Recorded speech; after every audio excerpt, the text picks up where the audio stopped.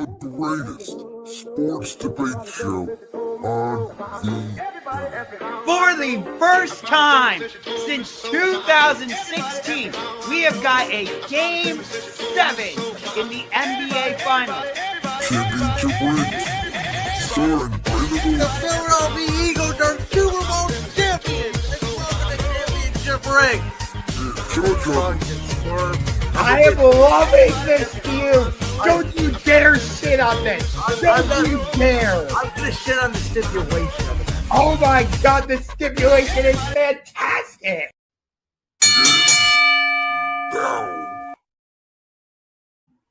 Well, it is 2026. We have not been here in a long time, but welcome back to Championship Rings. I'm Brandon Woods, host of Brandon's World. That is Ungar to the Max, host of the Sports Room Talk Show, Josh Ungar. Josh, I feel like it's been a millennium since we've talked sports. I think so. And, well, the sports world said, hey, here you go. Yeah, we have a lot of news to get to tonight, and we were going to do a show right before Christmas break, and then yours truly came back from John Cena's last match, unfortunately, deathly ill. And if you can hear it in my voice, I'm still recovering a little bit, so give me a week or two to fully bring back my energy. But we got to start with the breaking news that was right before our show came off the air. The Ravens and John Harbaugh have parted ways.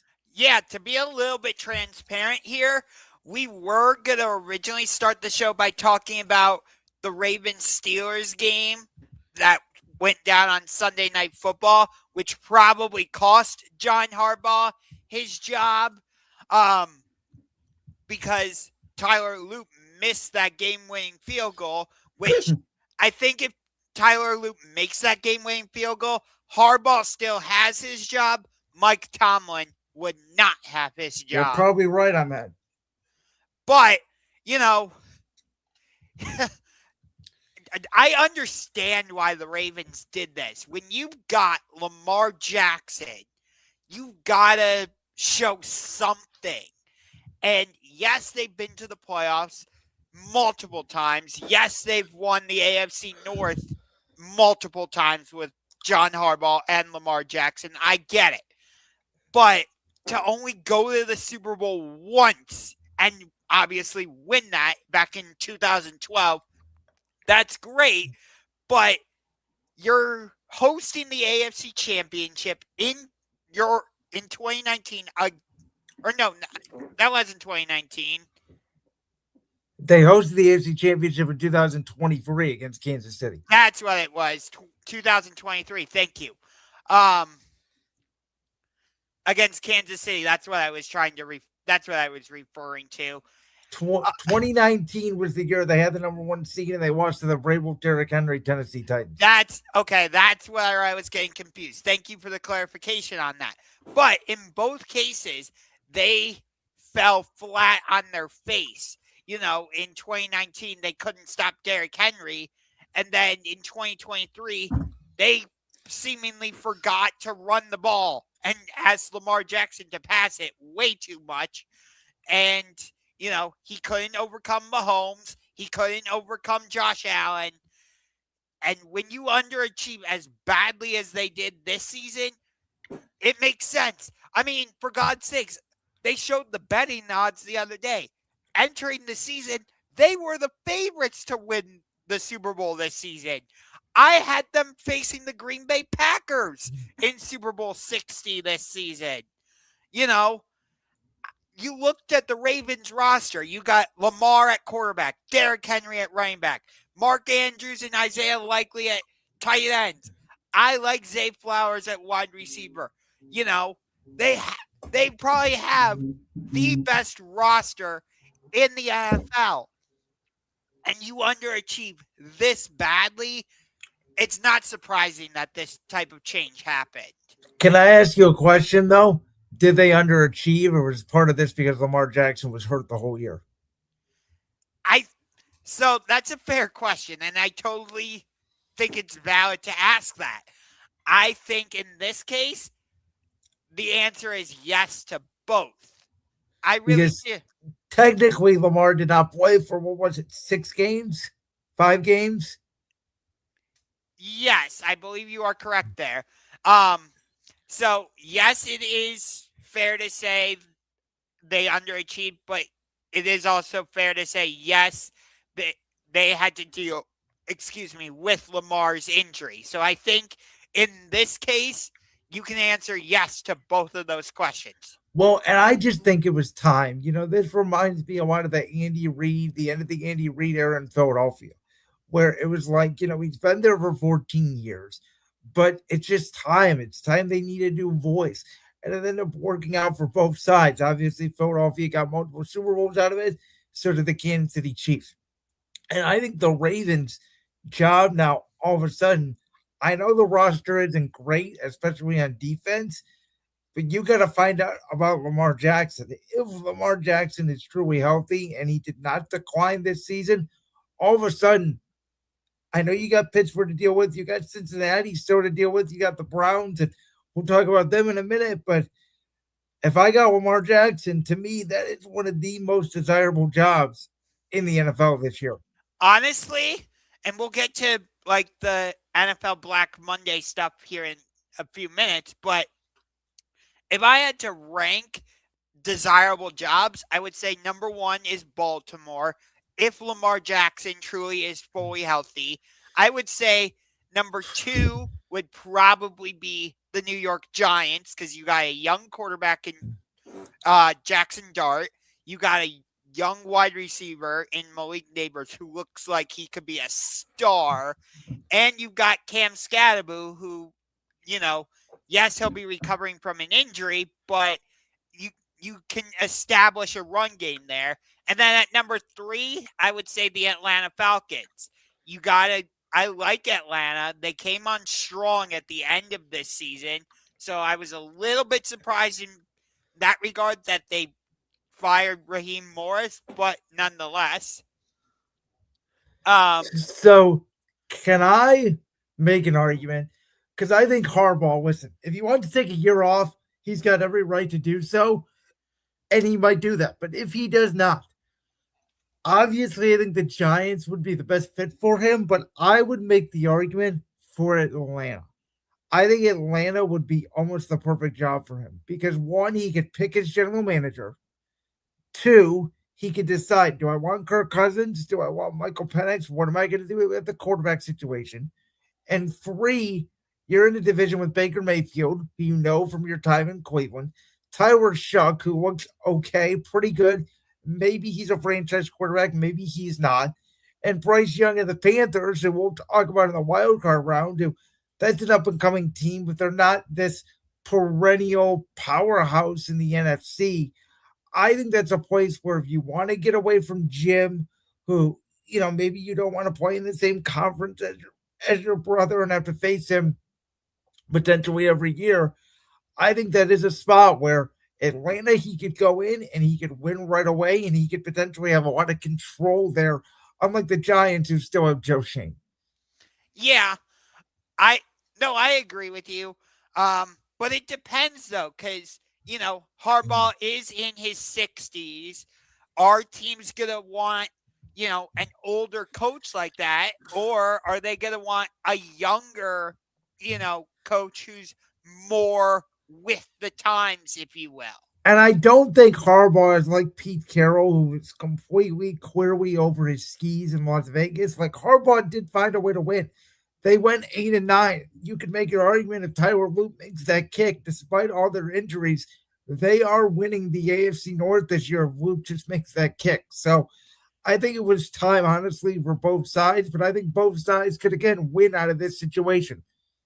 Yeah, it for me, though, it depends on who Baltimore hires. And, the questions of, is Lamar Jackson still going to be in Baltimore? Because, yes, he has 2 years left on his contract, but there are all these reports now coming out recently. You know what I'm referring to, right? Yes. So, so in that regard, where there's smoke, there's fire.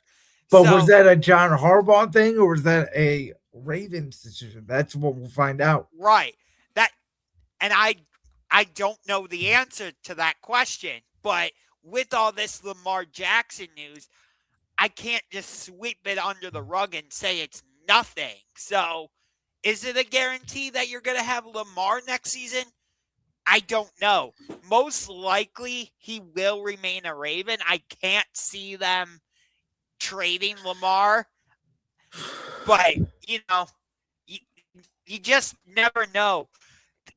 The NFL, it's crazy. Even when we get to the offseason stuff, once the Super Bowl is over, the NFL is still going to dominate the headlines, whether it's like crazy trades like we had a couple years ago, whether it's head coaching news or stuff with the draft. But speaking of head coaching news, do you think that now that Harbaugh is on the market, some of these teams who have come out and said, yeah, we're keeping our head coach are now reconsidering? A team like maybe Indianapolis, maybe a team like Cincinnati, teams like that. So I don't think he'd go to Cincinnati. I don't think he'd go to anywhere in the division. Indy, I don't know if he'd want to go there because he doesn't know their situation with the quarterback. I think if there is a team out there where you have a quarterback, like I think Buffalo now, if they lose to Jacksonville, I think they would move on McDermott and try to get Harbaugh. I think that's the number one job now we have to be on the lookout for. But my point, though, some of these teams who have come out and said, nope, we're not making a coaching move of any kind, now that they see Harbaugh is on the market. Like with the Dolphins with Mike McDaniel. Sure they would. Absolutely. Exactly. Thank you for reminding me about the Dolphins. But that's why I specifically mentioned Indy and Cincinnati. Well, there is another head coach that got fired very early Monday morning. Josh, it's your team. The Cleveland Browns have officially fired Kevin Stefanski, but for some odd and may I please say dumb reason, Andrew Berry still has a job. The wrong person got fired. Kevin Stefanski should still be our head coach.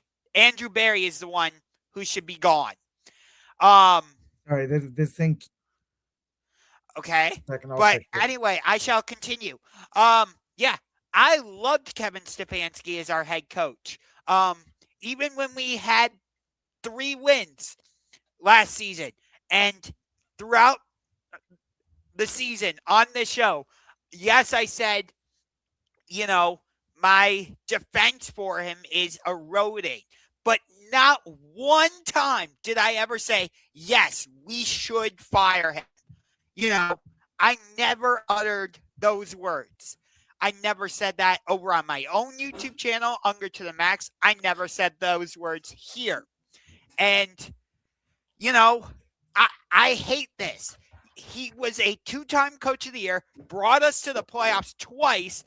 In 2023, nobody expected us to make the playoffs.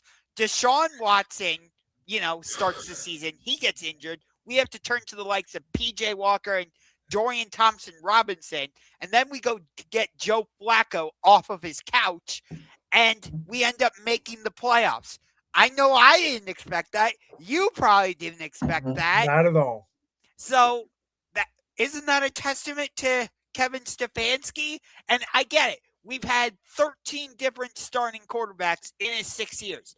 Guys like Jeff Driscoll, Nick Mullins, Joe Flacco, Baker Mayfield, Shedeur Sanders, Dylan Gabriel, just to name some of them. I know I'm missing some, but cut me some slack here. I get it. But,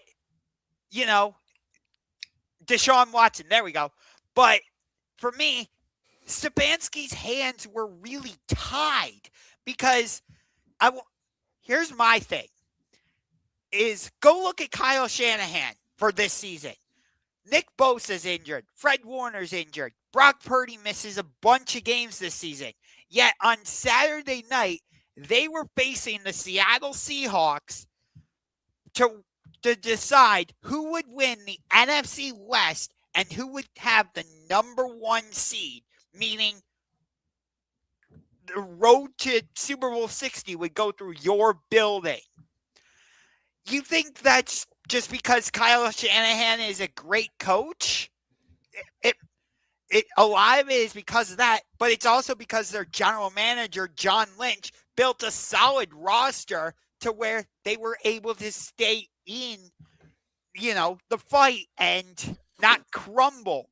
Andrew Berry didn't do the same for Kevin Stefanski. I'm not saying that Kevin Stefanski would have gotten us to the AFC Championship or would have gotten us in a position to fight for the number 1 seed, but maybe if we had a better roster to where we could sustain some of the injuries, who knows? Maybe we could have been fighting for a playoff spot. Maybe we could have been fighting for a division title.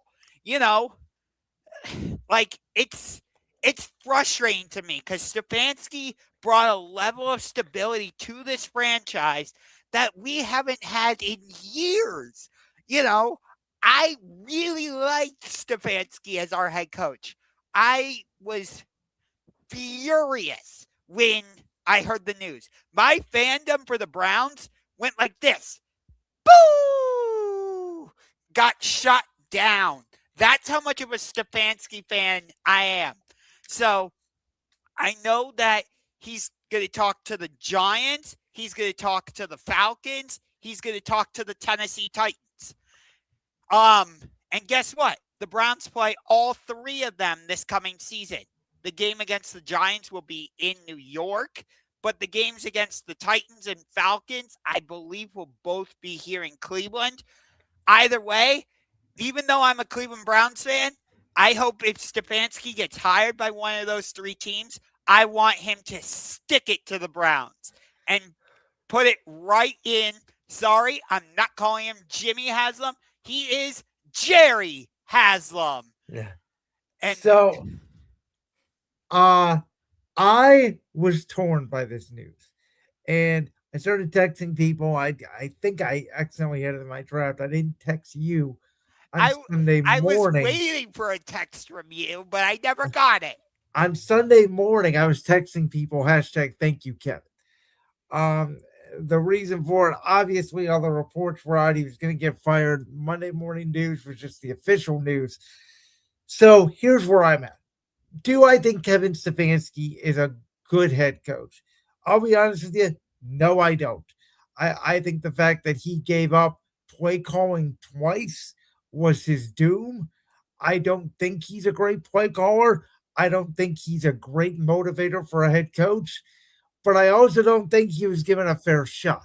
And this roster is so putrid. And Andrew Berry had such a great draft class. Well, guess what?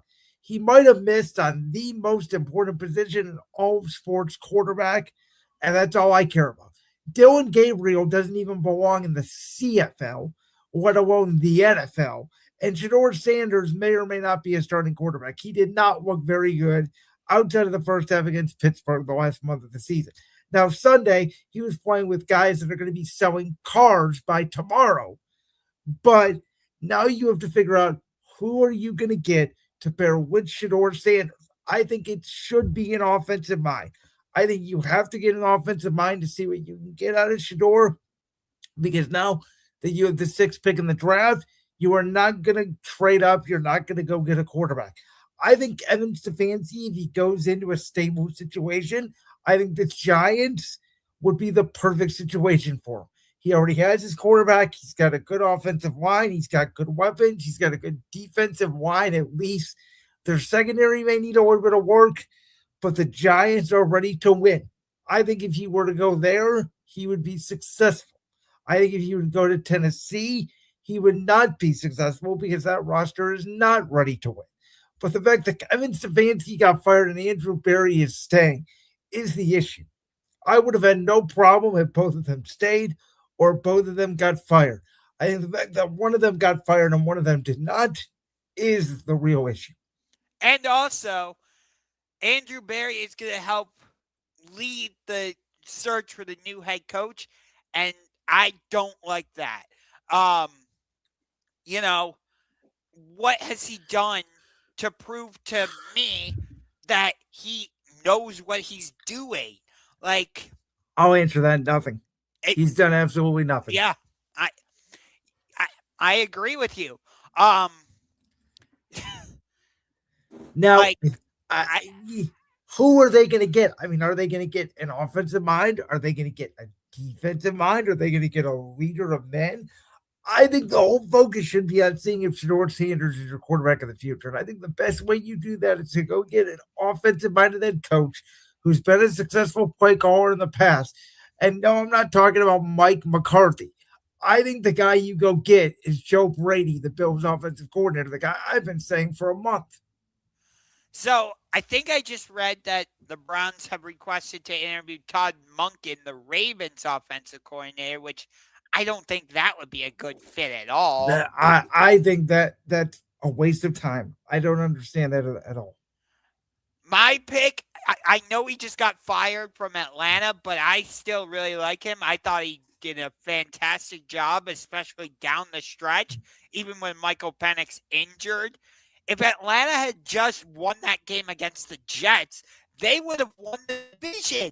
Well, there's your argument. And to me, the AFC North is a lot tougher division than the NFC South. I think Raheem Morris has already gotten 2 head coaching jobs and failed at both miserably.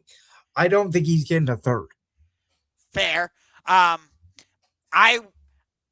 know, like, it didn't work out for him with the Jets, but still, look at Robert Saleh. I would agree, but the problem with hiring a defensive guy is, do you want to take the risk that Jim Schwartz is not your defensive coordinator next year? Well, what if that part is true? I do understand that argument. Yes. But I don't want Jim Schwartz as my head coach. Look at how he did with the Lions. Not very good. To be fair, that was 10 years ago now? Yeah, but still. But I don't think Jim would be the worst head coach in the world, especially if you're using him for a stopgap year. I mean, if you don't, Jimmy said this roster was good enough to win more games, and I know you believe that too. No, it wasn't. The Kevin Stefanski got 5 wins to me out of a 3-win roster because you didn't have any skill positions on the team besides Harold Fan, who was a great draft pick by Andrew Berry. Absolutely, he replaced David Njoku. But this team has no weapons on the outside. You're not going to win like that at all, period. I agree with you. They won on Sunday because they got 2 defensive touchdowns. That's the only reason why they won, because the offense could not move the ball. Yeah. And also it was a meaningless game, but whatever. Congratulations to Myles Garrett. By the way, I'm breaking the all-time sack record in a single season. On the most wasteful, great season you could argue in the history of the NFL. Yes, that I agree with. But no, I feel like all the points you're making are just emphasizing what I said with the 49ers. Like, they sustained injuries, and yet Shanahan was still able to get them on the doorstep of the number 1 seed. I think if Andrew Berry had given Stefanski a better roster, I'm not saying he could have done the same thing, but you would have put him in a better position. That's literally all I'm trying to say. Maybe the comparison doesn't fully make sense, but do you at least get where I'm going with that? Yeah, and now let's rank these jobs. So obviously there are 7 job openings now. You have the Ravens, the Browns, the Titans, the Giants, the Raiders, the Cardinals, and the Falcons. We already talked about it a little bit. I think the 3 most desirable jobs are the Ravens, the Giants, and the Falcons, though I would make an argument if you can get a quarterback for the Arizona Cardinals. They were a team that I thought was going to be a playoff team this year. They started 2-0, albeit against the Saints and the Panthers, and then they fell off the rails. But this team, they got Marvin Harrison Jr. when he's healthy. Michael Wilson came on at the end of last year. Trey McBride is a very excellent tight end. They do have Walter Nolan, Josh Sweat, Will Johnson, some foundational pieces on defense. They have dudes. It is a very tough division, but I think that they have players, and if you can find the right coach and the right quarterback, I think Arizona can compete. So it's interesting. Jonathan Gannon is one of the names being thrown around as a potential candidate for the Browns job. That's an absolute no for me. Fair I know enough. he's from here, but no. And I've experienced Jonathan Gannon. He was the defensive coordinator for the Eagles in Super Bowl 57. And no, I do not want him back in any capacity in Philadelphia either. Fair enough. Just to finish up what I was saying, the Browns have, for me, we haven't had a definitive number one wide receiver since Jarvis Landry. Like, I would say since Josh Gordon. fair enough. But I'll say since Jarvis Landry. But like Amari Cooper, he had good statistical seasons while he was here in Cleveland, but I never felt like he was a definitive number one wide receiver. Jerry Judy's, he's had very good statistical seasons, but I've never felt like, oh yeah, he's our definitive number one wide receiver. So I just wanted to finish up that point. But in terms of my thoughts on other firings, the Raiders are such a dysfunctional franchise. It's not even funny. Like, Antonio Pierce only got 1 year there, and then he's done. Pete Carroll only gets 1 year, and he's done. The Josh McDaniels experiment, you knew that wasn't going to work out, but he only lasted like a season and a half. Like, I don't think he even lasted one season.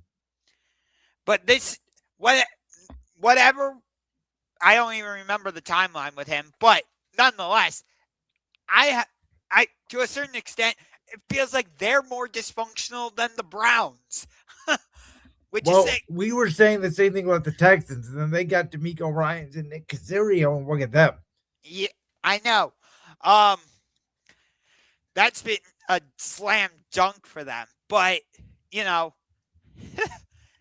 I will make a slight argument for the Tennessee Titans. Yes, I agree with you. They have a bad roster, but it looks like Cam Ward is their franchise quarterback.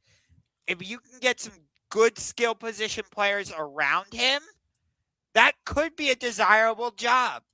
Yeah, I think that's a job that needs an offensive coach. I don't even think you interview any defensive candidates there. I agree with you on. I think you need a guy who understands offense, who can get the most out of Cam Ward and whatever receiving group you come up with. Yeah. I'll say this statement applies for both the Tennessee Titans and the Cleveland Browns. In the 2026 NFL Draft, I'm focusing on offensive line and skill position. Absolutely. And the Browns, by the way, may need all 5 new offensive linemen, which is very interesting. So I don't know. I do feel like somewhat this Browns defense is ready to win. If they get a wide receiver and you like Shedeur Sanders, this roster can win 8, 9, 10 games next year. But I don't trust Andrew Berry to do that. That's the issue. And again, it goes back to what I'm saying. Andrew Berry did not give Stefanski a good enough roster to really do anything. So it was never Stefanski's fault. I will continue to hammer that point home. In my opinion, it was never Stefanski's. Well, I don't think he's totally innocent. Again, he gave up play calling twice. And he's an offensive mind, and really their offense was never that good for the last 3 years. I'm not trying to absolve Stefanski from blame, but I would say maybe 90% of the blame goes to Andrew Berry, and I would say 10% at best goes to Stefanski. But in terms of this question, I'd like to put the Ravens number one, but because of the uncertainty with Lamar Jackson, I can't do that. I'm actually going to say Atlanta is number one. I would put the Giants number 2. I would put Atlanta number 3. You mean Baltimore, because you just said Atlanta number 1. Oh, yeah. Sorry. Atlanta's number 1, the Giants number 2, Baltimore number 3. Thank you. I would probably go with Arizona number 4. No, actually Tennessee number 4. There we go. Arizona 5. I would say Cleveland at 6 and Raiders at 7. Now, if the rumors are true, I believe the Raiders already have their head coach and their offensive coordinator and their quarterback, for that matter. It's I we. I from mean, what I've heard, it sounds like Tom Brady, who is the minority owner, we've talked about this at length, but he is involved in the coaching search. It sounds like Brian Flores is going to be the head coach. Brian Dable is going to be the offensive coordinator. And Fernando Mendoza, that is obviously going to be their quarterback. okay. That if those rumors turn out to be true, that would be an interesting spot because Flores, you still have that lawsuit going with against three teams. I don't think anything has been settled. By the way, for the record, I still think in that case they're still fourth in their division easily. Yeah. Even, yeah, I would agree. Even though Kansas City, we don't know how long Mahomes is going to be out. And I would trade Max Crosby at this point too, by the way. I think you need to completely restart over. Yeah.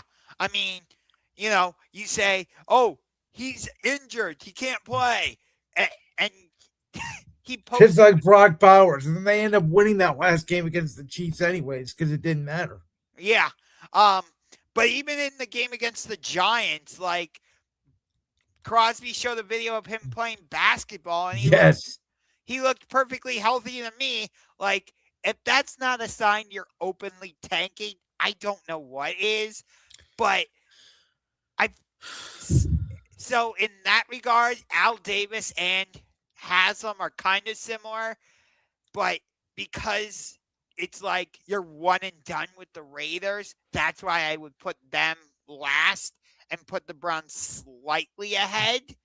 But, the top three for me, like I said, are Atlanta, Giants, and Baltimore, and those three are kind of separate from the rest of the group.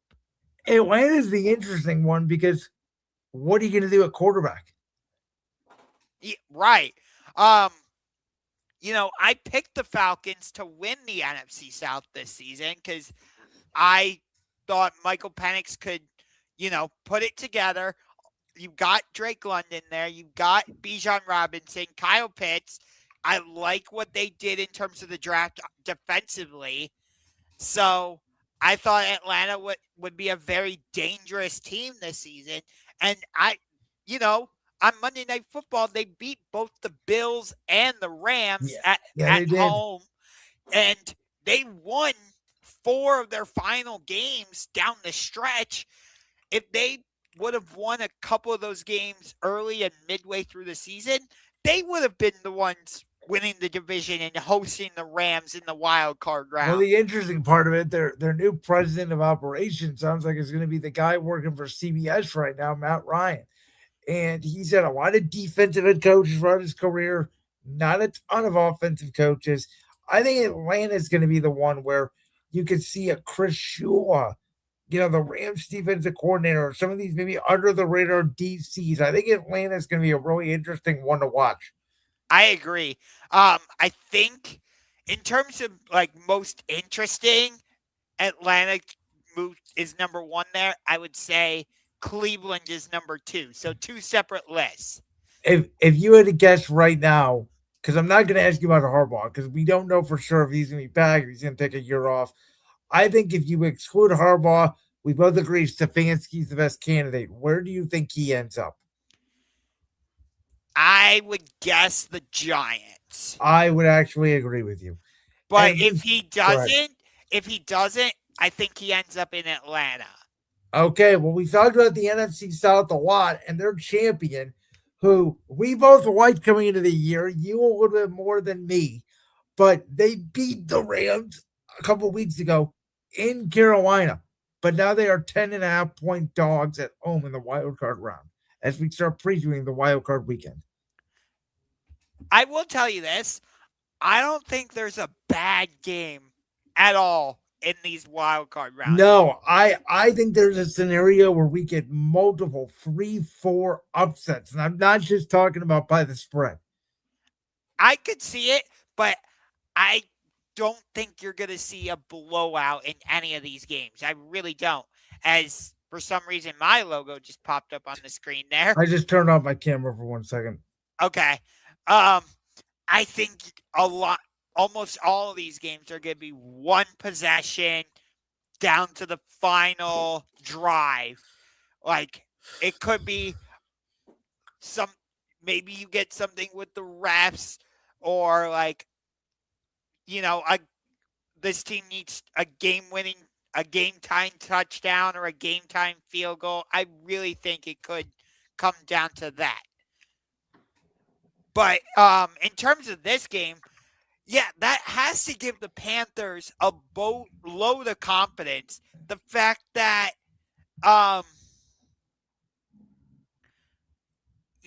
they already beat the Rams. Yes, it was rainy conditions, and Matt Stafford definitely was off. But still, you have to give the Panthers credit for winning that game. It's not like they just fluked their way into it. I agree, even though they do have a worse point differential this year than the New York Giants. They've been a very good underdog team. I think it's way too many points. I think that the Rams' biggest weakness is corner, and the Panthers' biggest strength is they have big wide receivers. Now, Bryce Young in his first playoff game, I'm worried about. I don't think he's going to play great, but I do think that Carolina could potentially give the Rams a better game than most people think. If I'm the Panthers, I'm running the heck out of the ball. See, if I'm the Panthers, I'm throwing the heck out of the ball because I'm going to throw to win. I'm going to force the Rams to create light boxes, and then I'm going to start banging away with Rico Dotto and Chuba Hubbard. But you have to establish that Bryce Young can beat you. Because if you don't do that, then they're just going to load the box all game. No, your point is totally valid. But by the same token, if you're able to run the ball early with Rico and Chuba Hubbard, that will bring the defense, more down, and that opens up the middle of the field for guys like Ted McMillan and some of their tight ends, and that could open up the passing game for Bryce Young. I am a little worried about the fact the Rams Stafford did not play well in that game. What was it, 4 or 5 weeks ago? And they still almost won. Like, I think the Rams are going to come in looking for revenge. It's interesting that the Rams lost both of their road games against the NFC South. Well, it's also interesting that the Rams in 1 week time went from the 1 seed to there's no way they can win the 1 seed. And they were almost the 6 seed, and they did not play well against Arizona. No, they didn't. But at the same time, I do think now that Puka Nacua is back, that definitely takes a lot of the pressure off of Devontae Adams.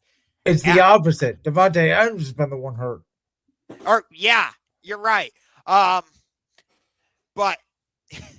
you're 100% right. But we'll see. Is Devontae expected to be back for this game? As far as I know, yes. Okay.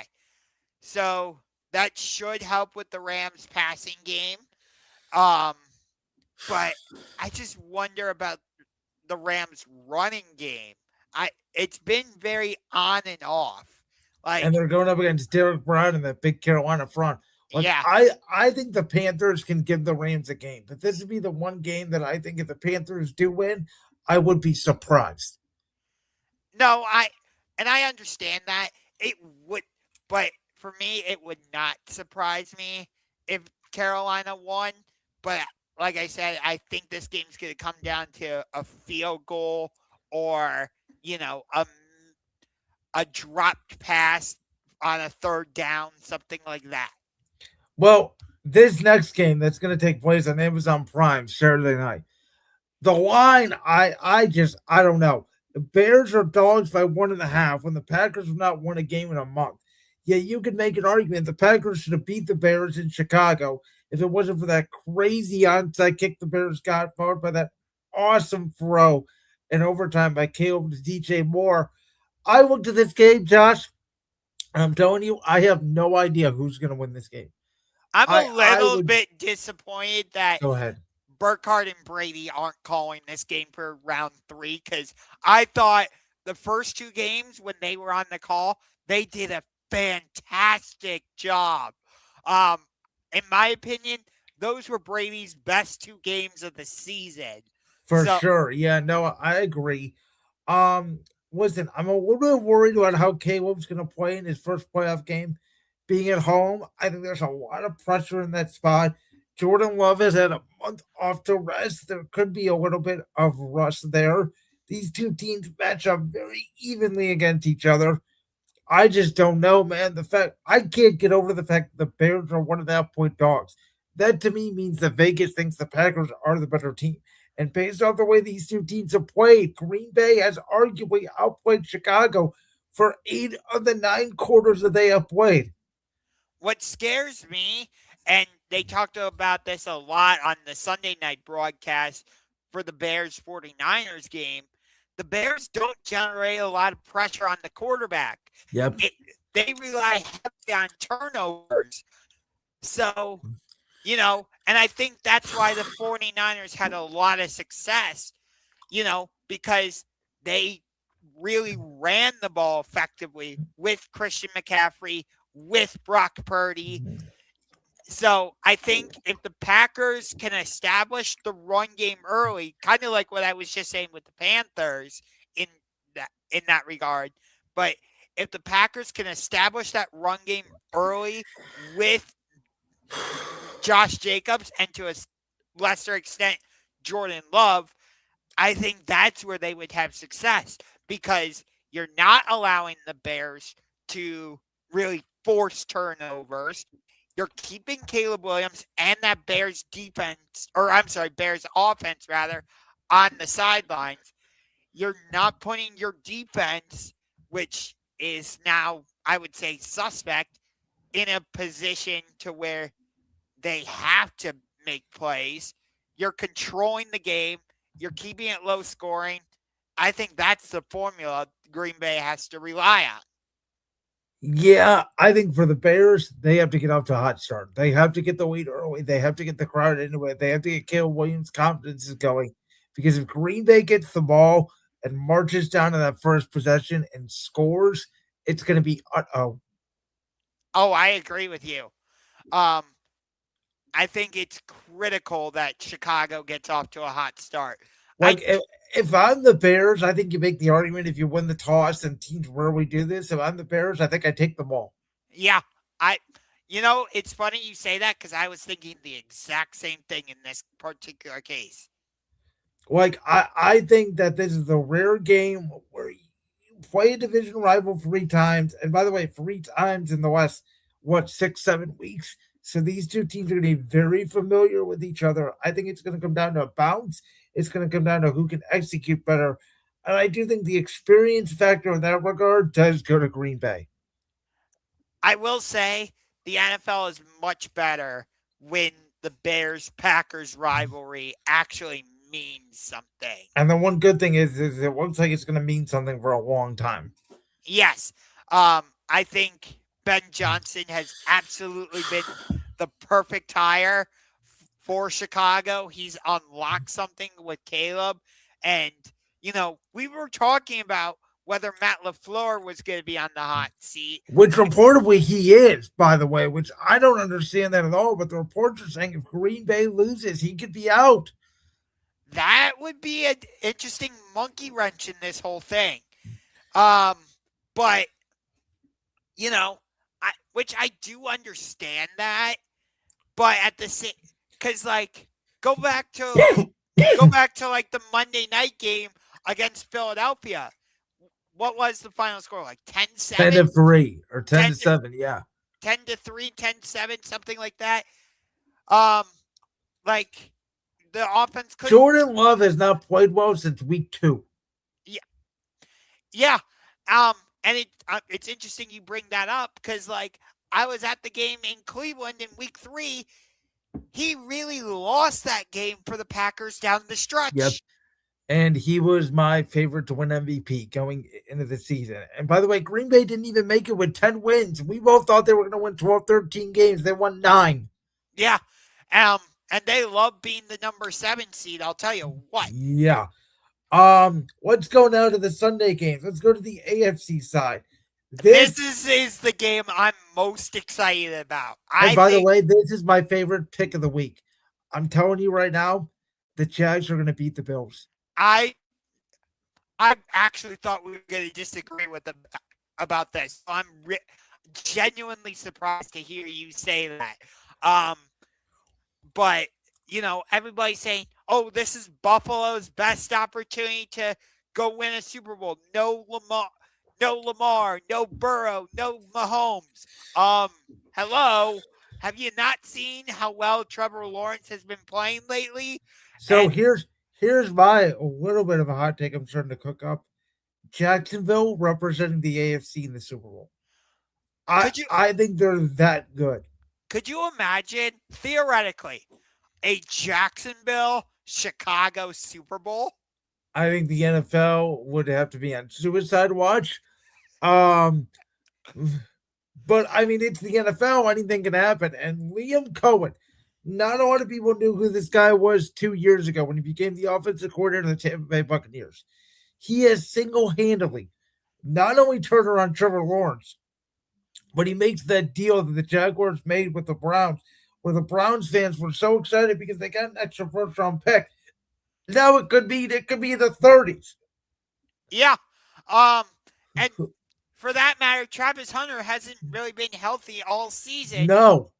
And you and I remember post-trade deadline, we were arguing about what was the biggest trade. I don't think either of us even mentioned Jacoby Myers to And by the way, the minute he showed up, that offense, as you said earlier with your Browns fandom, I went like this. The Jaguars offense went like this. Yes. The minute he showed up. Yes. Because I remember I said Rashid Shaheed to the Seahawks was the biggest trade. I don't remember what you said was the biggest trade. I said Jaden Phillips for the Eagles on the defensive line. Okay. But that's my point. Neither of us said Jacoby Myers. We might have mentioned it briefly, but I did not think he would have this big of an impact. By the way, it's not only him. All of a sudden, Parker Washington has become a legit number 1 receiver. Oh, yeah. I went back and watched that game between the Jaguars and Broncos. That first touchdown pass Trevor threw to Parker Washington was beautiful. Trevor Lawrence is playing right now the best he's ever had in his career. And that dates all the way back, in my opinion, even in college, when he was this phenom at freshman at Clemson, when they defeated Alabama in that national championship. I think Trevor Lawrence right now is arguably playing like a top 3-4 quarterback in the entire NFL. Yeah. I think if he had been playing like this, like throughout the season, he would be more so in the MVP conversation. Oh, I completely agree. And I think we are looking at a Bills team who by Monday morning or Tuesday morning will be announcing that they will be looking for a new head coach. And I think I mentioned John Harbaugh earlier. I think John Harbaugh could be the Bills' new head coach next year. I would go in offensive mind with Josh Allen, but I think a lot like Baltimore, I think they just need a new voice. I don't trust the Bills. The Jaguars, I believe, are 5th in the NFL against the pass. Buffalo should be able to run the football with James Cook, but we all know they won't stick to that run. And for some reason, when push comes to shove in the playoffs, they always want to go Superman with Josh Allen, and I think that they're going to be in for a culture shock. Yeah. I think they're going to walk in thinking, oh, it's the Jags. They're not really that good, right? We can take care of them. And all of a sudden, when they blink and they're down, let's say 10-0 early, they're going to be in trouble. Yeah. I also think that maybe there's a bit of a psychological advantage for Jacksonville. And here's what I mean.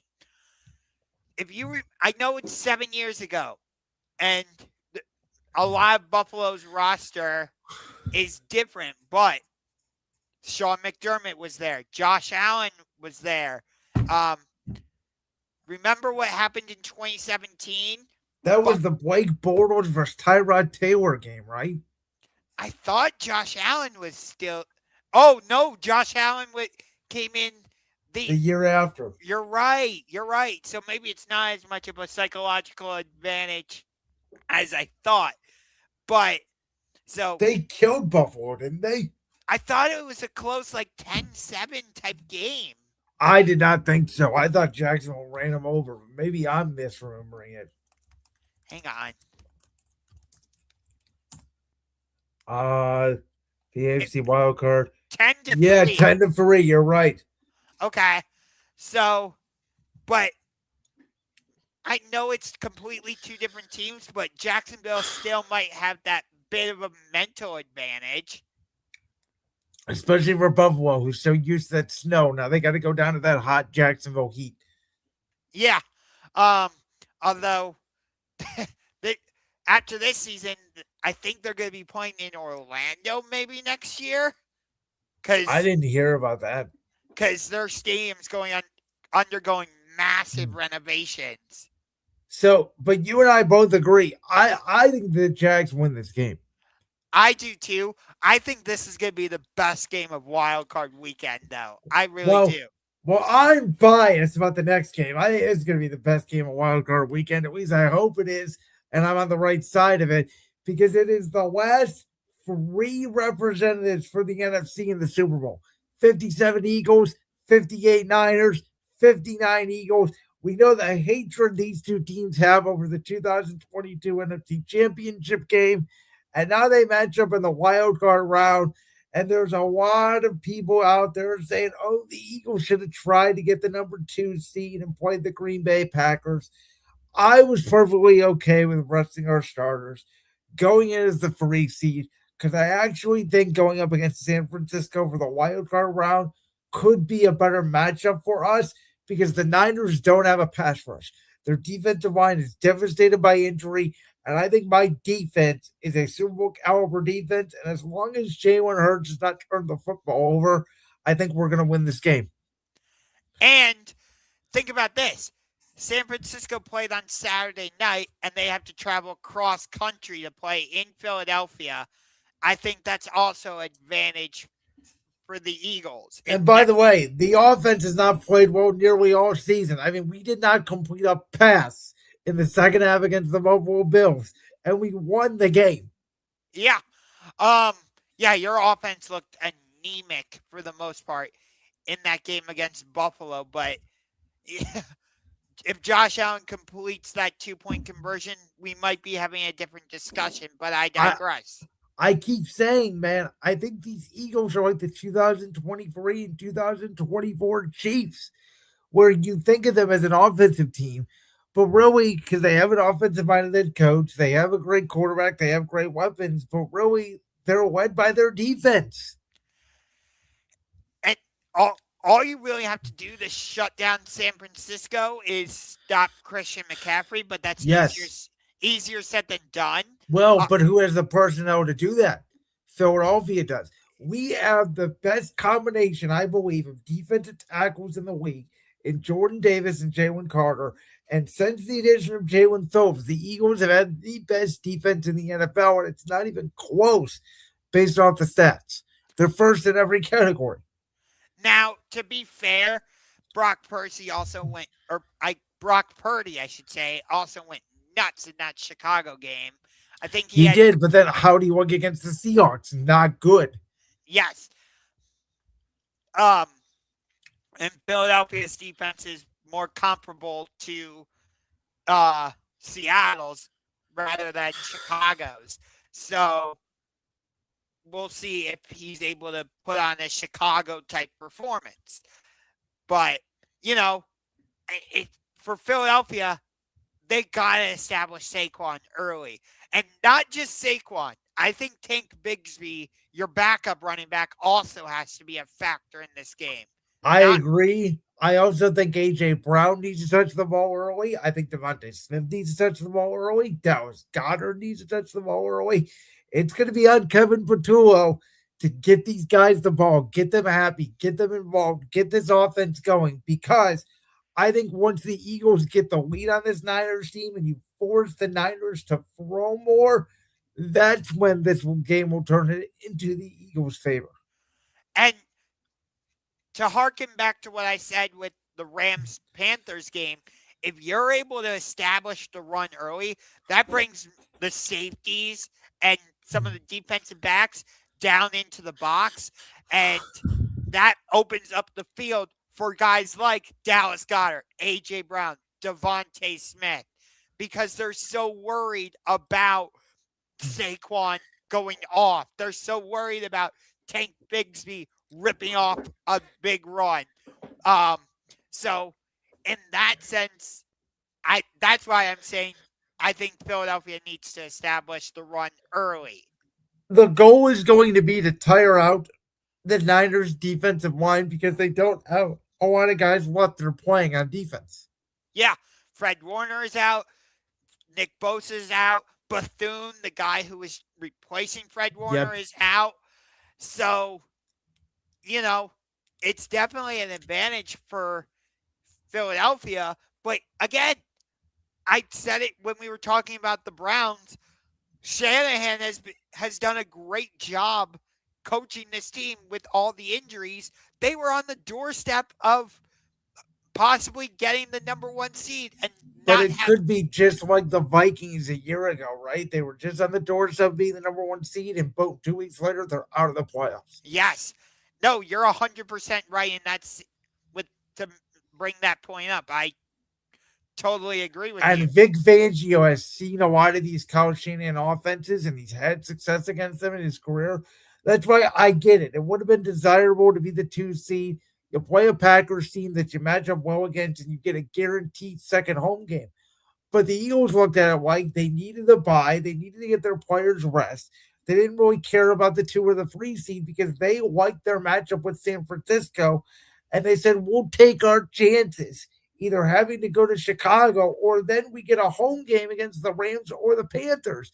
And Packers-Bears is not a walk in the park for Chicago either.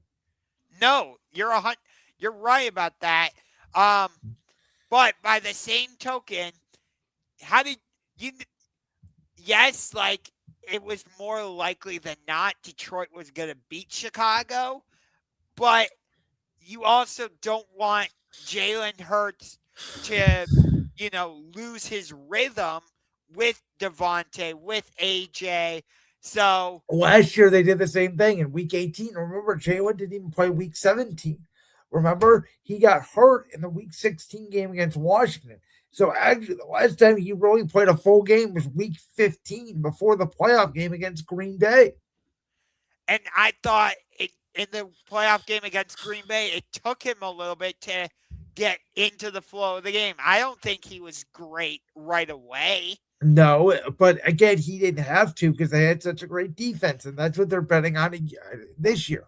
And by the way, I'm not trying to take anything away from that defense by saying what I'm saying, but I think that defense can only get you so far. We'll see because there's only 4 games potentially left in the season.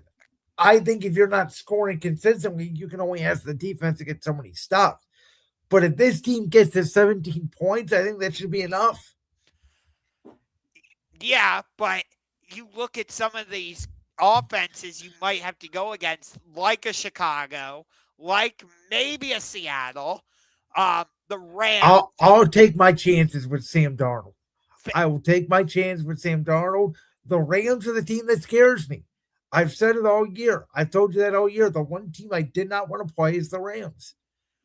Fair enough. I think if Brock Purdy might be able to give you some trouble because of his ability to move and make plays, unscripted. He's not Mahomes. I'm not trying to say that, but his ability to make those unscripted plays, yes, your defense is great. I'm not trying to say they're not, but Purdy's off-schedule ability could give you issues. I think we win the game. I think it's close. I think it's like 21-17. I'm not even sure we cover the 4.5, but I do think that we do win the game. I do think Philly wins. I don't think it'll be. I think it'll be closer than the 4.5 spread. Well, this is the one, Josh. This may shock you. This is the one I'm calling upset on. I like Really? I like the Chargers here. Everybody loves New England. The Chargers have the 31st run block and 32nd pass blocking offensive line in the NFL. I get it. But to me, I'm just going to take Jim Harbaugh and Justin Herbert against Drake May in his first playoff game. Okay. No, that's fair. Um, and I do think Drake May is the MVP favorite now. I agree. But here's my concern with the Patriots for this game. First of all, is Stephon Diggs even going to play with all of his legal issues? Because the one thing that New England banks on are big plays over the top. What do the Chargers not give up? Big plays over the top. What are the Chargers bad at? Offensive line protection. What is New England not great at on defense? Getting after the passer. They're 23rd in pressure rate. That's where I think Justin Herbert's going to be comfortable, and I think it's a bad matchup for New England. See, I think this is a matchup where both teams wanted it.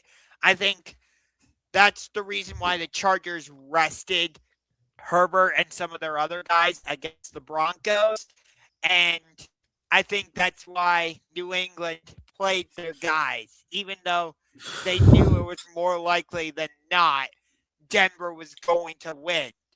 Because I think both teams see this as a favorable matchup for them. I agree, and I know the Chargers are a California team. They're going west to East Coast, but they are built like an East Coast team. They're physical. They run the football, and I think it's going to come down to these two running backs, Amari and Hampton, Travion Henderson. I know New England has Ramondre Stevenson as well, but Henderson has gotten more run here as the season goes on. Who's going to make that big play in the run game, and or who's going to make that big play in the passing game? Because when Drake May was coming out of North Carolina, his comp, interestingly enough, was Justin Herbert. Yeah, I think both these guys have the ability, kind of like what I was saying about Brock Purdy, they both have the ability to make those plays off schedule. You don't see Drake May do it as frequently as Justin Herbert, but we have seen it, so he is capable.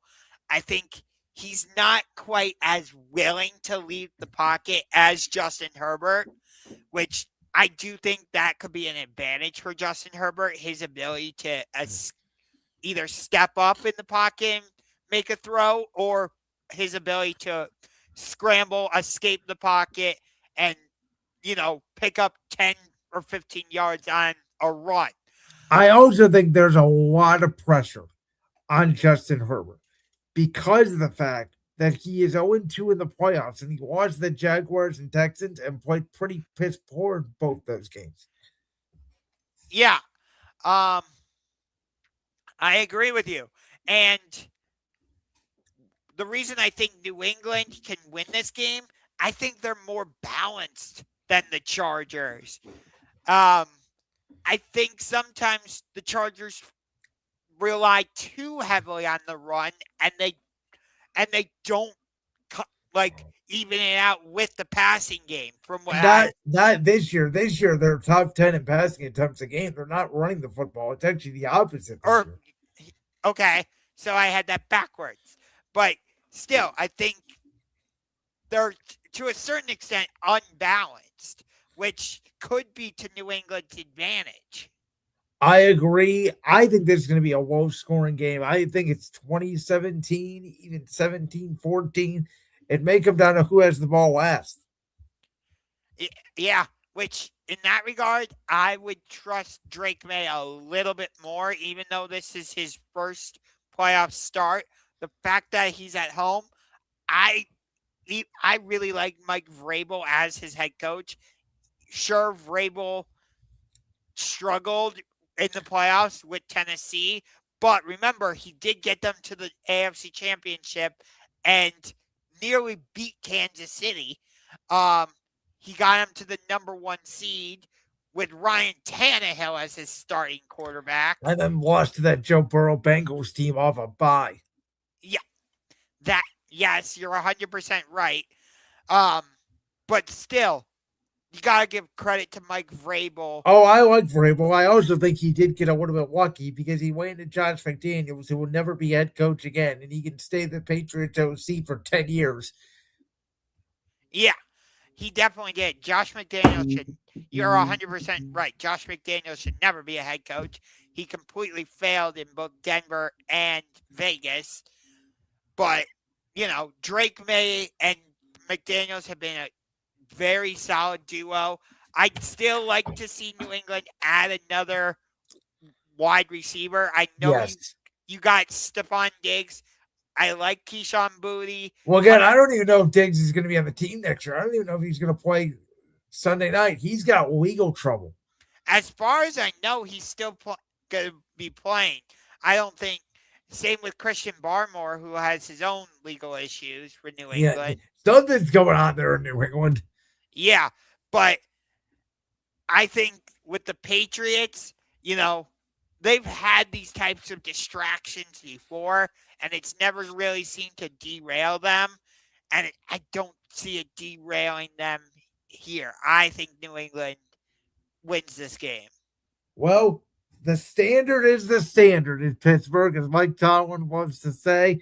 But in my opinion, the standard ends here. I know Mike Tomlin's like 8-0 at home and Monday Night Football, some crazy stat like that. But I don't think the Steelers are going to be able to block that Texans defensive line. As much as I didn't want Aaron Rodgers going out on the bench and watching a game-winning field goal kick, I don't want to see Aaron Rodgers leave while getting destroyed by Danielle Hunter and Will Anderson either. But I think this could be a long night for Pittsburgh, who their only shot for me to win this game is to get multiple turnovers on CJ Stroud and hope to return to DK Metcalf that he's able to make one big play down the field. Yeah, credit to the Steelers for winning that game without DK. Aaron Rodgers put on a vintage performance, and they got lucky that Baltimore missed that game-winning field goal because they blew two huge passes from Lamar to Zay Flowers. Like on the blown coverages. Yes, that's what I said. Yeah. That second one, you saw the replay and you're like, is anybody gonna? Well, no, you just heard Chris Collinsworth during the play say he's got him again. Yeah. And you saw on the replay too, there was nobody within maybe 5 or 10 yards of Zay Flowers. No, and I gotta say this about the Steelers: as much as we made fun of Aaron Rodgers with the Jets, Aaron Rodgers was not the problem this year. I actually thought Aaron has played very well this year. Their problem is outside of DK Metcalf, they don't have a threat that can beat you vertically down the field. By the way, like I know Aaron, I know it was only 1 year, but I'm surprised the Jets kept Aaron Glenn. Yeah, I am too. I mean, they didn't get an interception the whole year. They're a complete disaster. Which, by the way, I used to hate on Aaron Rodgers when he was with the Jets. I used to make fun out of him because he was going for vice president. He was smoking ayahuasca. I gotta say, focus Aaron. He's actually been fun to watch this year, and I never thought I'd say that. Yeah, but I want to talk more about the Houston Texans because I think after the early part of the season, we kind of wrote them off. Oh, I called them dead. And 0-3. I said, that's it. They're dead. Colts are 3-0, and Texans are 0-3. I said, that's it. And all of a sudden, Daniel Jones gets hurt, and the AFC South completely flips around. Yeah. D'Amico Ryans, we were both saying, I think we both said it at some point this season, he could be on the hot seat. I think we both said that, if I'm not mistaken. Well, he's also got the best defense in the NFL. Right up there with Philly, I would say. Yeah. I'll say this. Houston, they are a sleeper team to get to the Super Bowl. Oh, I think there's a world where it's Texans, Jaguars in the AFC Championship. You know what? I could see that happening. But does Houston have the defense to cover DK? I believe they do. It's called Derek Stingley. I think he could shut DK out of the game. I really do. That's going to be the matchup I'm most closely watching. DK against Derek Stingley. I think that is going to be must-see TV. I think Pittsburgh could get blown out in this game. I'm not saying it's going to be high scoring. I think it could be like 20-3, 20-6. But I think the Texans' defensive line is going to be too much for Pittsburgh. So let me ask you this. We know that Mike Tomlin theoretically saved his job by winning that game against Baltimore. But if he loses in blowout fashion, as you're predicting, does that put him back on the hot seat? Well, Josh, the standard is the standard, and if my aunt had men parts, she would be my uncle. Oh wait.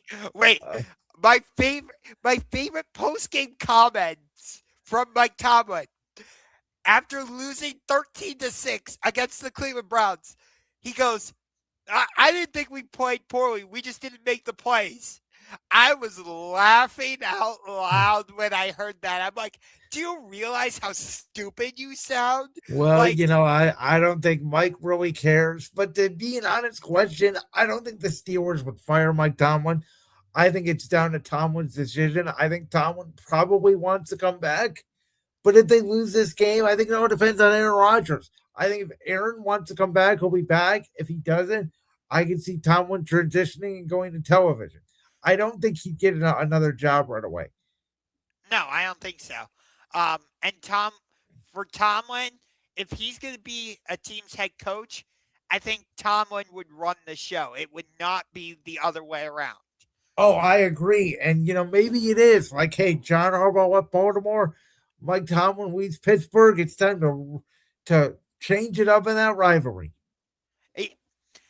And by the way, like I said earlier, we were going to lead off with Steelers-Ravens. Lived up to the hype. I didn't think the first game necessarily lived up to the hype. That second game, that was Ravens-Steelers. Yes, that proved that as soon as that game ended, I was like, and that's why Ravens-Steelers is the best rivalry in the NFL.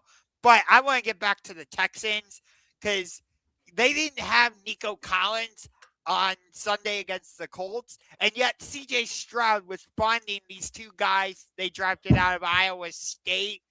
My one concern, though, are they going to be able to run the ball? Yeah. Are they going to be able to run the ball? Yeah. No, you're right. I don't know. They got Marks, and I don't know if Chubb's healthy or not. He didn't play in week 18, but I think he's healthy. He was just a healthy scratch because they were trying to rush starters. We'll see. That's my big question for both teams in this game. We saw Pittsburgh run it with Jalen Warren, and that was effective for them. And Gainwell's been their best player on offense. Oh, yeah. That catch he made against Detroit was insane, by the way. Yes, it was. If the Steelers are going to win this game, though, it's got to be like 17-14. Yeah. I was honestly surprised the game against the Ravens was as high scoring. Yeah, no, I agree.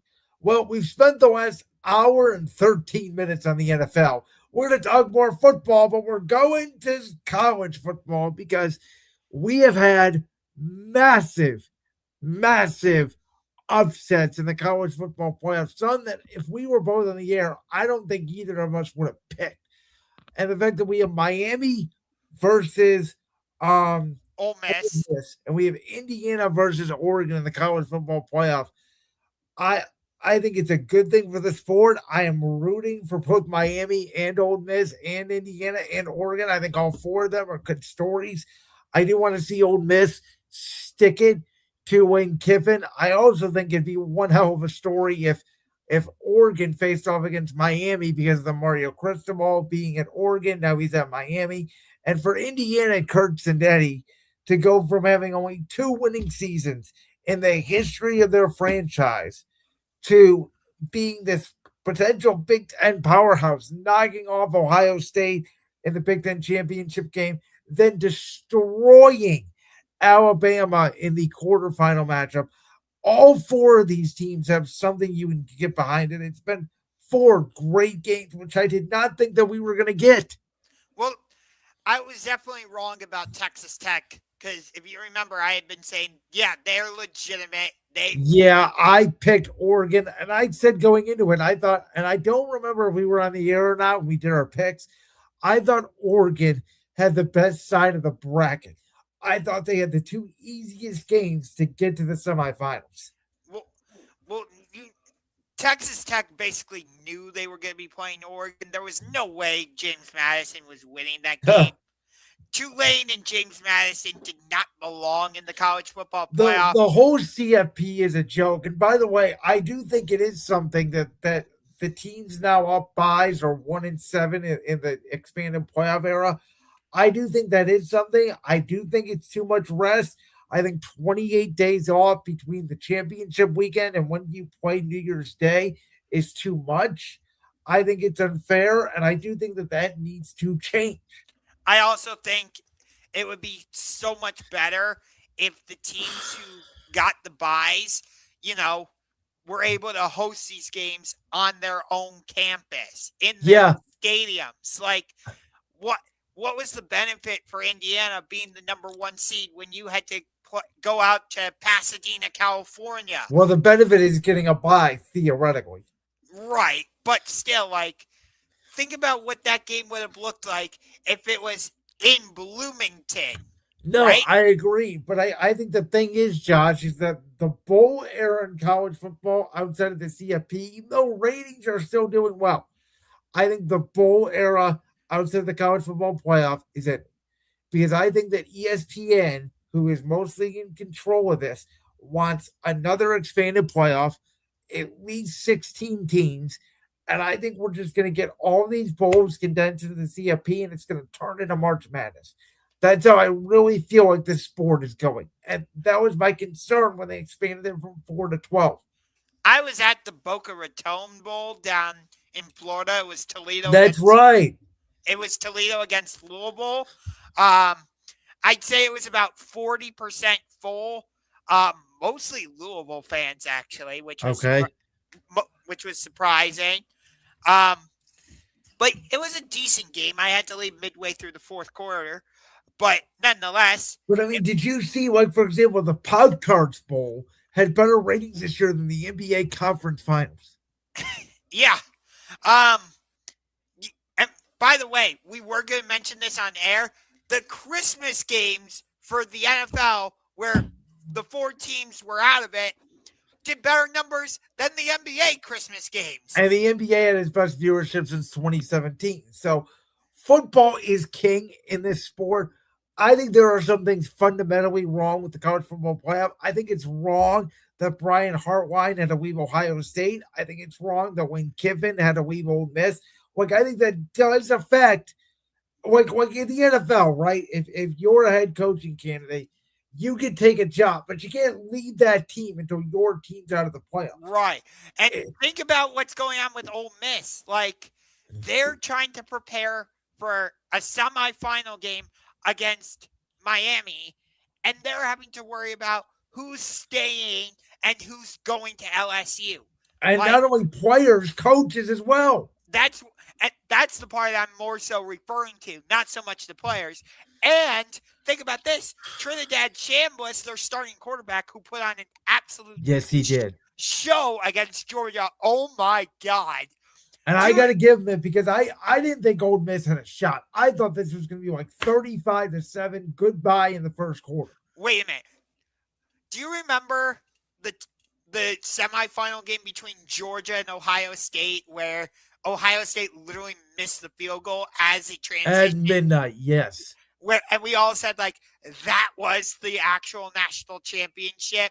Yes. I think that we could be saying the same thing about that Ole Miss Georgia game. That's interesting. I just feel like Indiana's probably the best team. I'm saying in terms of the game itself. Oh, okay. That's what I mean. Because think about it. You could be right. You could be right. Because think about it. In the actual national championship, it ended up being 65-7 or something. Was that the year Georgia faced TCU? Yes. Yeah. No, so and that's what I mean. It was like we looked back and we're like, no, that Ohio State Georgia game was the unofficial national championship. That's what I'm saying in this situation. That Georgia Ole Miss game was so good, and it came like down to the final seconds, even though that final 1 second took like 15 minutes or whatever. But nonetheless, I feel like we could be saying the same thing. Yeah, I thought the script was written. I thought they were going to have Carson back face his former team. Turns out that's not the case. Carson Beck has impressed me. I did not think he'd be this good. I don't have a read on any of these teams really besides Indiana, which is interesting because now Oregon's looking for revenge because Indiana beat them in their house earlier this year. Or Indiana really took it to Oregon. Yes, they did. Defensively. So I'll be curious to see They were very physical. They were running the football. They beat up Dante Moore. Like, if you told me any four of these combinations would make the national championship, it wouldn't shock me. Yeah. Do you realize that 3 of these 4 programs have never won a national championship? The only one who has is Miami. They've got, I think, 5 of them, if I'm not mistaken. Well, that's what I'm saying, too. This year, because of the storylines within the game, like, we may have been shocked. We all wanted, I know you probably didn't because you're a Penn State fan, but most of the country wanted the Ohio State-Indiana rematch, and we wanted Ohio State-Georgia in the semifinal. We are going to get good games, I think, in the semifinal. I just don't think they're going to be marquee like they could have potentially been.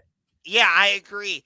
And that's also part of the reason why I'm saying I think the Georgia Ole Miss game could be the unofficial national championship because, that was a rematch of a fantastic regular season game in Athens. You had all the storylines of, everything with Ole Miss and Lane Kiffin and their new head coach who was only in his second game and Trinidad Chambliss.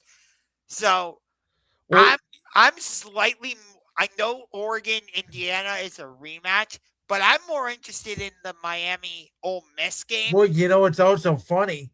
If this is next year, technically Miami wouldn't have made the college football playoff because we had to put Notre Dame in because they put in a clause. Yeah. That's also part of the reason why I'm liking this playoff is because Miami is showing, we belong. I mean, it came down to a week 1 game between Miami and Notre Dame. If Miami does not win that game, they're not playing in this game. No, I do think Miami's defense might be able to get after Ole Miss. Ruben Bain has been fantastic in terms of the pass rush. Yes. Honestly, if he's there at number 6 for the Browns, I would not be shocked if they took him to barrel. They should not. They have enough defensive linemen. They need to go get a freaking wide receiver to save their lives. I agree. But if you put Ruben Bain alongside Mason Graham and Myles Garrett, that could cause problems. Oh, it could cause problems, but then how's the offense going to score a single touchdown? Fair point. But I'm very interested to see how Miami contains Trinidad Chambliss. And you got Lacey, who is planning on coming back next season. Yeah. Miami's a real team. Yeah, but Lacey is Ole Miss's running back. He played well in the game against Georgia. I think Ole Miss has the momentum. Yes, Miami took out the defending national champions, but still, you beat Georgia. I think that's advantage Ole Miss. All right. Last topic of the night. We were talking about Cleveland a little bit. We got to talk about what the hell has happened to our Cleveland Cavaliers, who last year were the number 1 seed in the Eastern Conference. Thank God, and I'm going to say it now for the show's sake. Josh's Indiana Pacers in the second round of the playoffs. They lost in 5 games. And now they're out here basically playing Craig Porter Jr. and Naquin Tomlin the majority of minutes, and they can't beat any good team.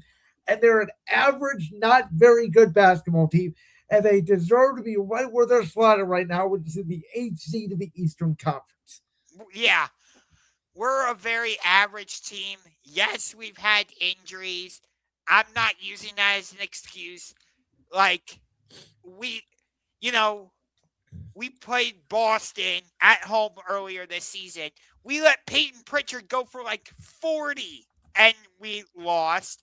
We lost at home against Charlotte.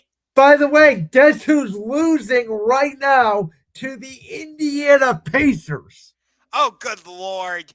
It's very early, but they are down 7 in the first quarter. With 2 minutes to go, by the way. It's 21-14 Indiana. Oh, Lord. But, no, I'll give them credit. We hung in there against Detroit, but, we trailed by as many as 12 in that game. Gave up 47 in the second quarter. They have the worst second quarter differential in the entire National Basketball Association. In that game against Denver, we were favored by 12 and a half. And they barely won because Jokic got hurt, and what's his name? The backup Valanciunas got hurt. Cam Johnson got hurt. Denver didn't have any players besides Jamal Murray. And the one guy was posting about it on LinkedIn. One of their players was talking about how his first NBA game. He posted it on LinkedIn. Jamal Murray went off for 30 in the first half. And they were so lucky to win that game. The Cavs are very Donovan Mitchell dependent, and I fear they're going to be first rounded by JB Bickerstaff's Pistons, and it's going to be embarrassing. And then they're going to have to make real big boy decisions. And by that, I mean, everyone wants to talk about, do you trade Darius Garland? Do you trade Jared Allen? The big boy decision you got to make at that point is, do we just trade Donovan Mitchell and start over? No, that's a fair thing. If they get first rounded this year, it should be like the Browns. Everybody should be fired. Atkinson fired, Kobe Altman fired, trade Donovan Mitchell, build around Evan Mobley, and restart the franchise. Yeah, remember how we said we both predicted them to be in the Eastern Conference Finals? Boy, were we wrong. I mean, they theoretically still could. They're only 2 or 3 games back at the 5 seed. So they can turn it around. And as much as we bang on this guy and he's still hurt, I really think we miss Max Strus a lot. I like him, but he does not belong in the starting lineup. I don't know. No, but they're missing that punch off the bench because Sam Merrill can only shoot. He can't play defense. He stands in the corner and shoot. And that's all the Cavs do. It drives me nuts. Give it to Donovan Mitchell. We'll dribble around the perimeter a little bit. Maybe pass it to somebody and shoot a free. Yeah. We have no offensive identity whatsoever, but stand in the corner and shoot a freaking free. We're not the Celtics from 2 years ago. No. And here's one last thing. What did I say when the Celtics won that championship? I said it was going to ruin the NBA because teams were going to try to copy that formula and just get 5 shooters out there because that's all Boston did.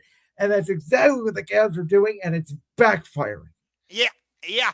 Like against Denver, they didn't have any big men, and yet we refused to use Jared Allen or Evan Mobley. Like most. By the way, if they were in the West, they may be the 12th seed. They're lucky that they're in the East. Yeah. By the way, we weren't going to talk about this, but I'll mention it. Trae Young's probably done in Atlanta. Yeah. And by the way, I would not want to trade for him. It sounds like he's going to get traded to the bleeping Wizards of all teams. Have fun, Trae. Yeah. I'd like to see him go to Minnesota and go be paired with Anthony Edwards. I mean, yeah, I don't, I have not watched admittedly a ton of Cavs games this year because I'm mad at the Cavs. I'm angry. I'm ticked off. I think that they miss their window. This is not a well-coached team. This is not really a great roster. The pieces on paper are good. They're not fitting together. And I don't think it's scheme. And something's got to change.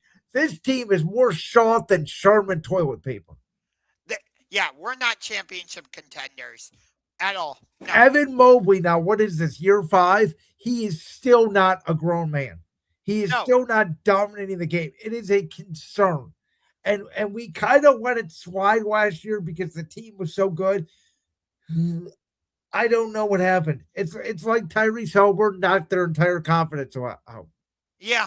By the way, I know he's only a rookie, but I'd like to see more minutes from Tyrese Proctor. I like what I've seen from him when he's been on the court. I mean, why not? They're playing Craig Porter and Lonzo Ball, who still cannot play basketball. Lonzo Ball needs to find his way out of Cleveland. They made a mistake, in my opinion, not keeping Ty Jerome, it looks like, at this point, even though he got hurt for the Grizzlies. Sam Merrill is not whipped up. Naquin Tomlin's okay. You're not going to play him a lot in a playoff series because he's not ready to be a backup center. Like, this team has no bench production. No. And yes, we've had to deal with injuries, but I'm not using that as an excuse. And by the way, Dean Wade's falling off a cliff. And you mentioned the injuries. You know a team that's dealing with a major injury right now? The Boston Celtics. Their first or second best player, however you want to look at it, is probably out the whole season. They're third, the last time I checked, at least, in the East. Yeah, there's a chance he could be back by April, by the way. Yeah, and I mean, listen, the East, right now, it's Pistons, it's Knicks, it's Celtics. Yeah, there's nobody else really.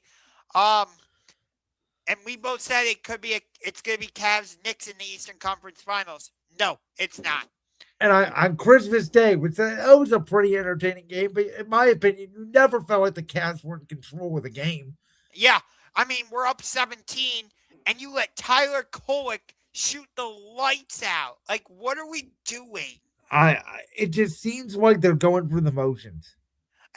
The offense throughout most of these games looks just completely stagnant. Like, there's no ball movement. It's staying in the corner while Donovan Mitchell make a decision. Yeah. And I'm like, you can't do that. Like, teams are not going to just let Donovan Mitchell beat them. They got 4 months to turn it around. Yeah. So, all right. Well, that'll do it for this edition of Championship Rings. I apologize so much for my coughing throughout the episode. We're just going to hang in there. Next week, when we come back, we will go over what will be a preview of the College Football Playoff National Championship. We'll recap Wild Card Weekend. We'll talk divisional round. We'll talk other things going on in sports as well. It's good to be back here, our first show of 2026. That's right. And Chris Jericho did not show up last night. He did not. I'm surprised you waited an hour and 32 minutes and 48 seconds. But we will talk about wrestling in due time. We just had so much to get to tonight. Thank you guys so much, and we'll see you guys next week on the next edition of Championship Rings. Kevin Stefanski should not have been fired. Andrew Barry should have. And Jimmy has